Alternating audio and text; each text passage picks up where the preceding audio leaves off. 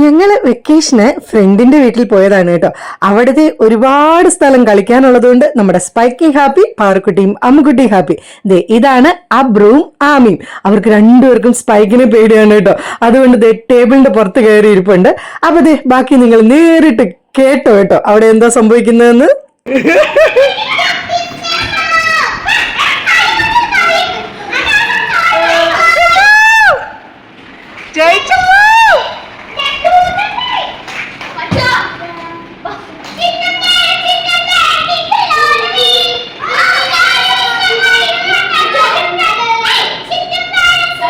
അവൻ ക്ഷീണിച്ചടാ.